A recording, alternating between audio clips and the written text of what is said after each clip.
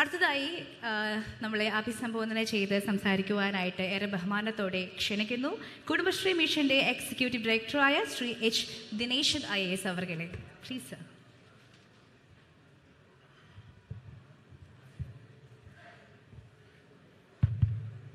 Good evening. ഈ യോഗത്തിൻ്റെ അധ്യക്ഷൻ ശ്രീ പ്രവീൺ മോഹൻ, ഈ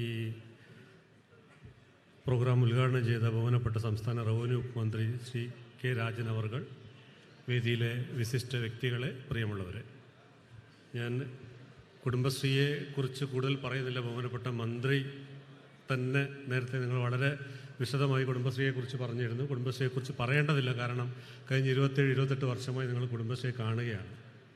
ഏകദേശം 46 ലക്ഷത്തോളം ആൾക്കാർ അംഗങ്ങളായ, സ്ത്രീകൾ അംഗങ്ങളായ ഒരു വലിയ പ്രസ്ഥാനമാണ് കുടുംബശ്രീ.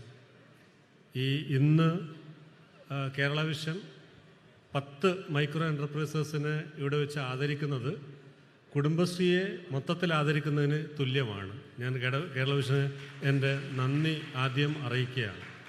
അവർ എല്ലാ ജില്ലകളിലും 14 ജില്ലകളിലും ഇതുപോലുള്ള പ്രോഗ്രാം സംഘടിപ്പിച്ചുകൊണ്ട് മൈക്രോ എൻ്റർപ്രൈസിനെ തിരഞ്ഞെടുക്കുകയും അതിൻ്റെ ഒരു ഫൈനാലെ എന്ന രൂപത്തിൽ ഫൈനലായി ഏഷ്യാനെറ്റ് ഈ 140 പേരെയും ഉൾപ്പെടുത്തിക്കൊണ്ട് എൻ്റർപ്രൈസസിനെ തിരഞ്ഞെടുക്കുകയും ചെയ്യുക വഴി ഒരു മൈലേജ് ഒന്നുകൂടി കുടുംബശ്രീയുടെ യശസ് ഉയരുമെന്ന് ഞാൻ പ്രതീക്ഷിക്കുന്നു.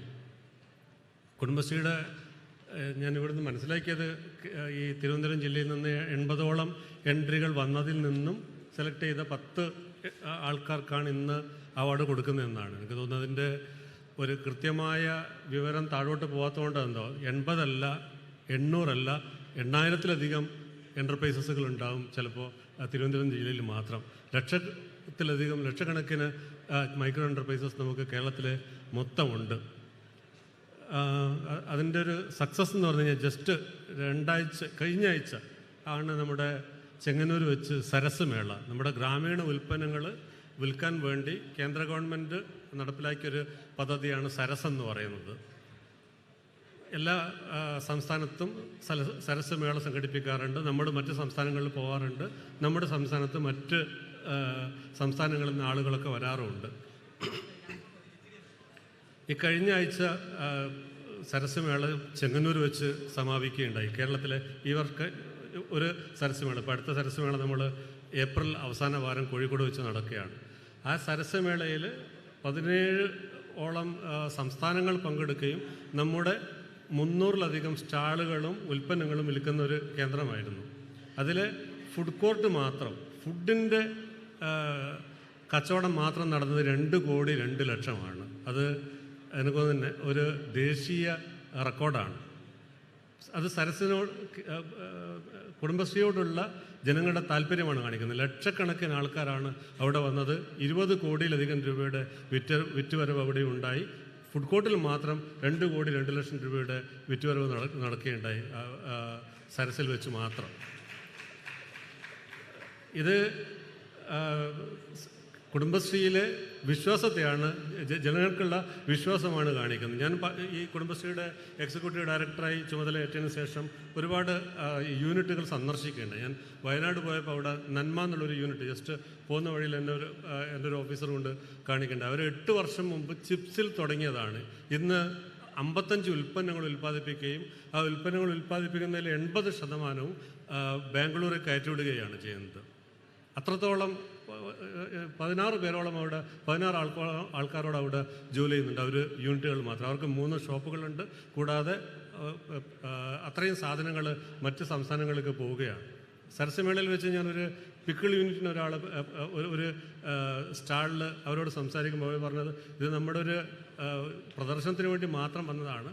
നമ്മുടെ ഉൽപ്പന്നങ്ങൾ മുഴുവൻ പോകുന്നത് ഗൾഫ് രാജ്യങ്ങളിലേക്കാണ്. അത്തരം ഒരുപാട് യൂണിറ്റുകളുടെ ഈ കുടുംബശ്രീ യൂണിറ്റുകളായി വരുന്നുണ്ട്. ഇനി നമ്മളത് കേന്ദ്രീകരിക്കുന്നു. ഞാനിപ്പോൾ കഴിഞ്ഞ 2-3 ആഴ്ചകളായി CTCRI, CPCRI പോലുള്ള വലിയ കേന്ദ്ര ഗവൺമെൻറ് സ്ഥാപനങ്ങളെ സമീപിക്കുകയും അവരുടെ ടെക്നോളജി വാങ്ങി നമ്മുടെ ഉൽപ്പന്നങ്ങളെയൊക്കെ ബ്രാൻഡ് ചെയ്ത് നാഷണൽ ഇൻ്റർനാഷണൽ ലെവലിലേക്ക് എത്തിക്കാനുള്ള ഒരു സംവിധാനത്തിൽ കൂടി നമ്മൾ ആലോചിക്കേണ്ടിയിരിക്കുന്നു. കാരണം ഫ്ലിപ്കാർട്ടിൻ്റെ ഒരു പ്രതിനിധി വന്ന് സംസാരിച്ചപ്പോൾ എനിക്ക് മനസ്സിലായത് അയാൾ ജസ്റ്റ് എന്നോട് പറഞ്ഞ കാര്യമാണ്.